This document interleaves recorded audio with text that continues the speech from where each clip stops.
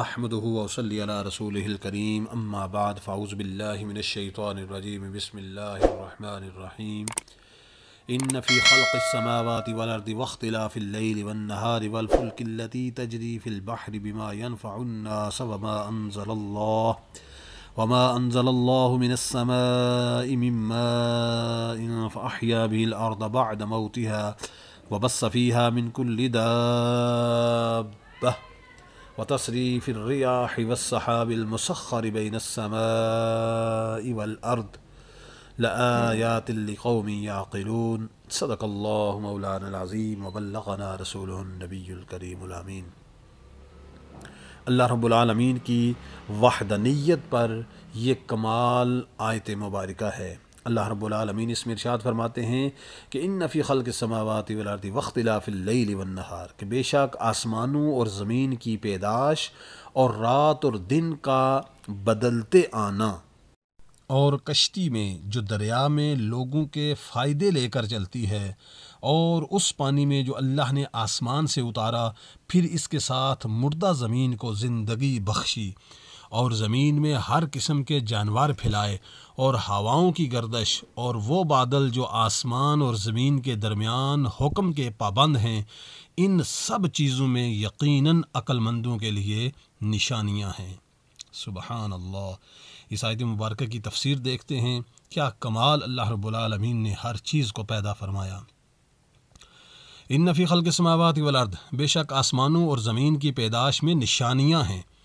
کعبہ معظمہ کے گرد مشرکین کے 360 بت تھے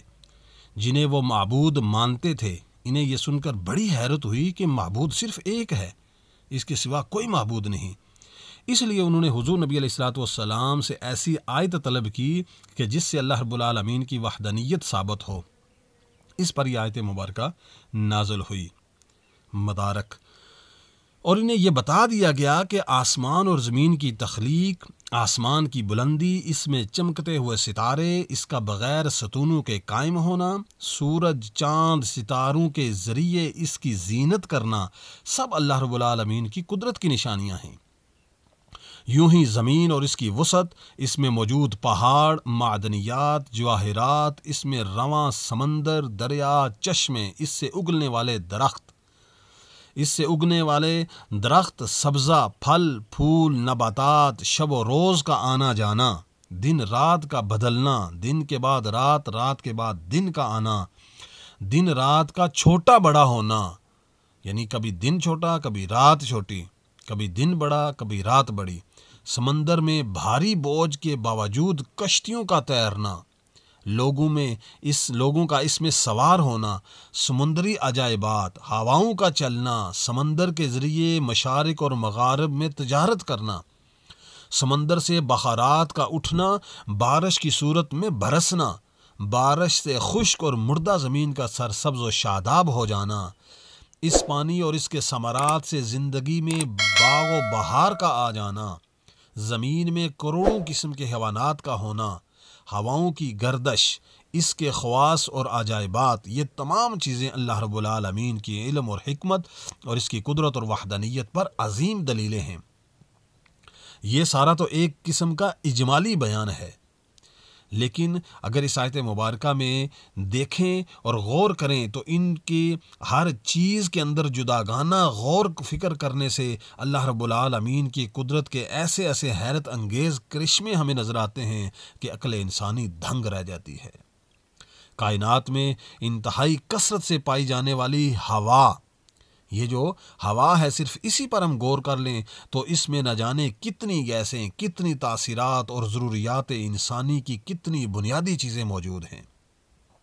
صرف یہی دیکھ لیں کہ اگر ہوا نہ ہو تو تمام انسان 10 منٹ کے اندر مر جائیں۔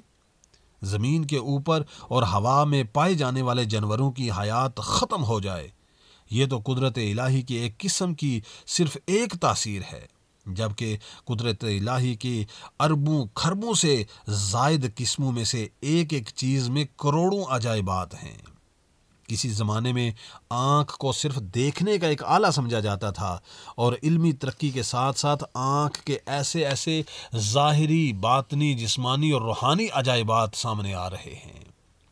کہ اب صرف آنکھ سے متعلقہ علوم کی اقسام نہ جانے کتنی ہیں، اور لاکھوں لوگ اس علم کے ماہر ہونے کے باوجود اس بات کا دعویٰ نہیں کر سکتے کہ ہم نے آنکھ سے متعلق ہر چیز کا علم حاصل کر لیا ہے۔